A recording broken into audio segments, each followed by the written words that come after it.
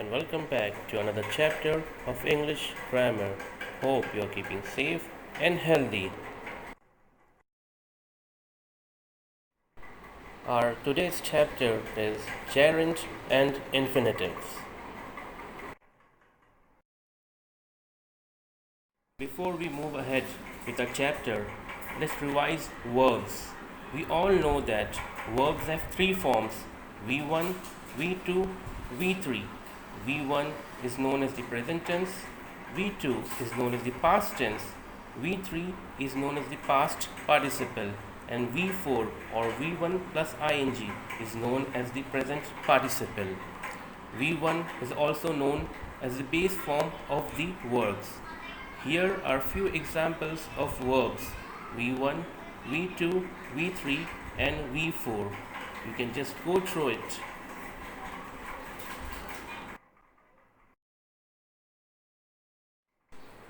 Coming to infinitives, whenever we have the preposition to preceded by the verb's first form, it is known as an infinitive. So whenever you see preposition to preceded by verb's first form, both the word together is known as an infinitive. You can read the definition over here.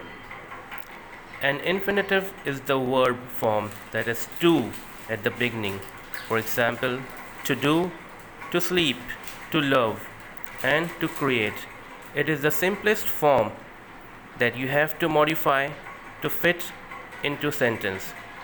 You can also use an infinitive as the subject, the complement, or the object of a sentence. So an infinitive can be used in at three places in a sentence. As a subject, as you can see, to learn is important. To learn is used as a subject. In the second sentence, as the complement of the sentence, you can see the most important thing is to learn, and also as the object. Over here you can see to learn is used as an object. He wants to learn. To learn is used as the object of the sentence. Next time in the examination, if you get a question to identify the infinitive in the given sentence, look for the verb's first form, that is the base form of the verb, and if it is followed by the preposition to, you can be sure that it is an infinitive. We'll just go through some examples. She came to collect her paycheck. Now we can see that collect is verb's first form and it is followed by the preposition to. So both the things together is known as an infinitive. Next one, the three bears went to find firewood. Find verb's first form followed by the preposition to. Together it is known as an infinitive. I am calling to ask you about Dad. To ask. In the last sentence again, your sister has gone to finish. You can see the preposition to preceded by the verb's first form finish. So it is an infinitive.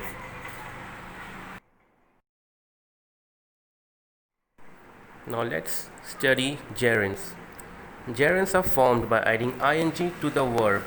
You can see some examples: sleeping, drawing, swimming. But they are not the ing verb forms that you see in the present or past continuous tense. They look the same, but gerunds are actually verb forms used as nouns. So the important thing to remember is that gerunds are nouns. They are not verbs. They do not function as a verb. Though they have ing in it, it is formed by adding ing to the base form of the verb, but it works as a noun, not as a verb. Like infinitives, gerunds are used at different positions in a sentence, and they are used as a subject of the sentence, complement, and object of a sentence. You can see the examples. Reading helps you learn English. Over here, reading is used as the subject of a sentence. The next one, reading is used as the complement of a sentence, and in the third, I enjoy reading. Reading is used as the object of a sentence. So these are the positions of gerunds in a sentence. It can be used as a subject, as a complement of a sentence, or the object of a sentence. The three gerund rules. The first one, gerund as a subject. When you need an action as a subject, use a gerund. Infinitives are possible, but they are very formal and not very common in this position. Reading is my favorite hobby. Over here, reading is used as a subject. Learning English has improved my confidence. Over here again, learning is used as a subject in a sentence. The second rule says that gerund plus preposition. After a preposition, use a gerund. This is true for prepositions that are part of phrasal verbs too. I thought about calling my grandma, but I was too tired. You can see the word calling is followed by the preposition about. In the second example, are you planning on going to the party? So again, the preposition on is preceded by the gerund going.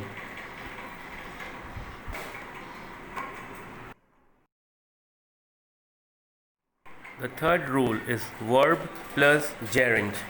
A gerund or an infinitive can be used after a main verb. It depends on the verb, and there isn't an easy rule for this case.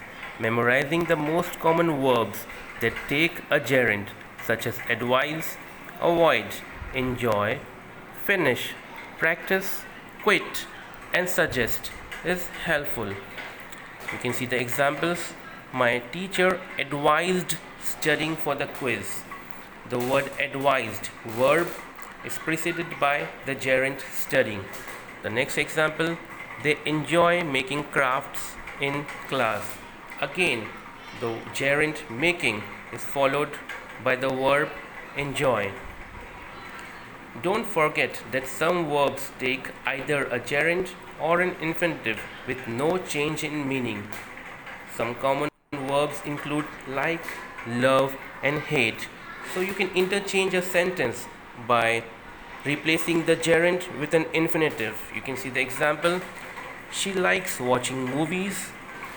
Over here we have used a gerund watching. It can be replaced with an infinitive in the same sentence without changing the meaning of the sentence, as she likes to watch movies. Both the sentences have same meaning, but in the first sentence we have used a gerund, and in the second we have used an infinitive. Now comes the confusing part. V1 plus ing is used as a verb, as an adjective, and as a noun as well. So how to identify whether it's working as a verb or an adjective or a noun? It's very simple. Whenever we have ing form of the verb followed by any helping verb, it functions as a verb. For adjective, we all know the definition of adjective. It describes a noun.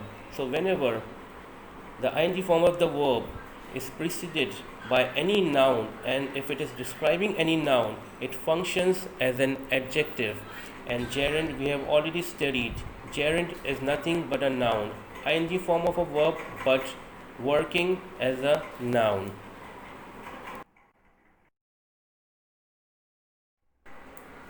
Now let's make things easy with the help of examples. The first sentence, reading is relaxing. We can see two ing verbs, reading, relaxing. Let's look at the second part, is relaxing. Is, we have helping verb preceded by relaxing, ing form of the verb. So is relaxing is known as the verb of the sentence. Reading is working as a gerund, it is in place of the subject. Second, Patrick likes photographing. Okay, likes is a verb. And after that we have is photographing. We don't have any photographing over here. It's not describing uh, any noun, it is just photographing. Neither we have any helping verb before it, so photographing is working as a gerund. Third sentence, her joy in preparing for company was obvious. If you remember, we saw that in many sentences the preposition in is preceded by ing form of the verb, and whenever we have any ing form of the verb followed by the preposition, it is the word is known as gerund.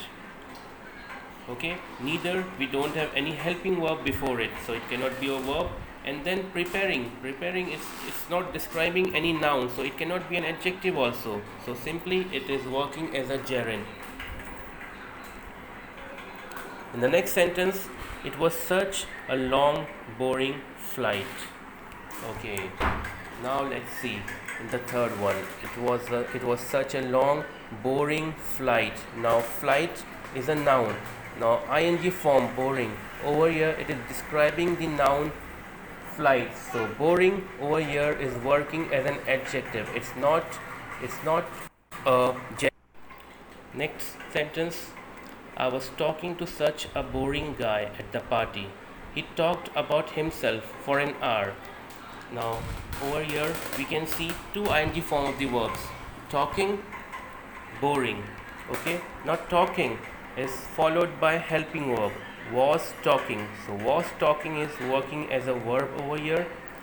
Boring guy, guy is a noun as we all know, and this word boring is describing the guy, that he was a boring guy, so this boring is working as an adjective, not as a gerund. The next example, we are planning to visit the thundering waterfalls and then go boating. First ing form of the verb is followed by helping verb are, so are planning is a verb. To visit is infinitive. The thundering waterfalls, waterfalls is a noun, and this thundering is describing the waterfalls, so thundering is working as an adjective, not as a gerund. But go boating, go is preceded by the word boating. In other words, we can say that the word boating is followed by the verb go, and it is not describing any noun, neither it is followed by any helping verb. So boating is working as an infinitive, as a gerund over here. The next sentence, on finding no one to play with, the child began crying, and his caring mother got him an ice cream. On finding, we can see over here, finding is followed by the preposition on. There is no helping verb before it, neither finding is describing any word or any noun, so finding is working as a gerund over here. No one to play, we can simply say that, very easily say that it's an infinitive, to preceded by verb's first form. The child began crying, now we can see the began is a verb, okay, and it is preceded by again a verb, that is ing form. That, so we can say that crying is working as a gerund, and is carrying mother, mother is a noun, so carrying is describing the mother, so carrying is working as an adjective in this sentence. Got him an ice cream. So in this sentence we are getting to see all the three things: adjective, infinitive, and gerund.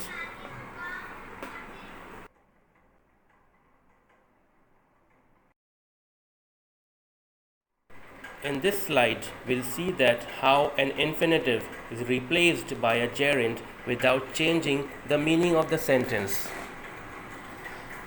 You can read the sentences for yourself.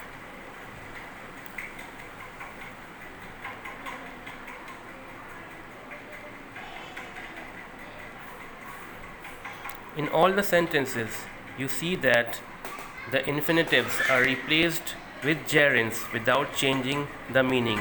In the examination also you get same kind of sentences. Replace the infinitive with a gerund or a gerund with an infinitive without changing the meaning of the sentence.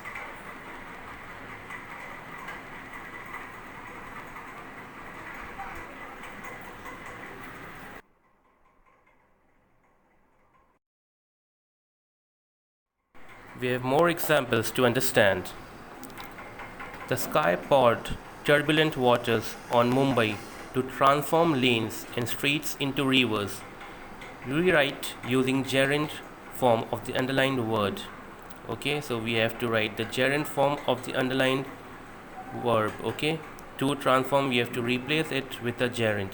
The sky poured turbulent waters on Mumbai, transforming lanes and streets into rivers. Next example, making omelets and rolling out chapatis became my special duties. So we have to change making, that is a gerund, into an infinitive. We have to change it into to make, rolling out, to roll.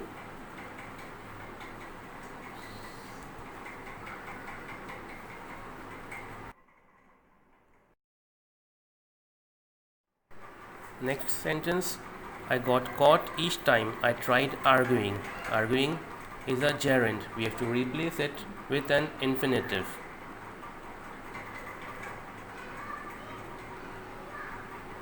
And then the fourth example, finally we tried to combine forces. To combine is an infinitive. We have to replace it with a gerund without changing the meaning of the sentence. So here it is. Finally, we tried combining forces.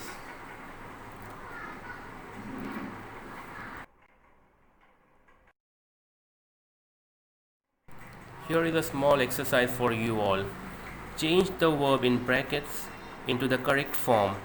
Note that in some cases both forms can be correct. So you have time, pause and do this activity.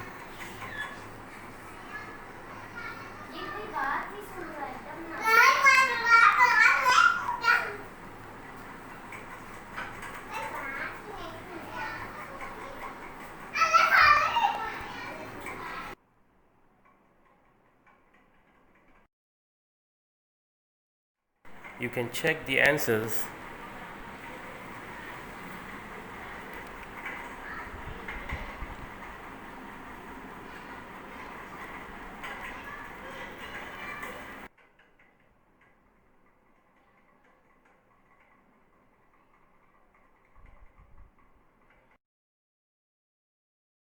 Hope you'll revise all the rules and watch the video attentively to understand the topic in a better way. Till then, stay blessed, stay safe. Thank you.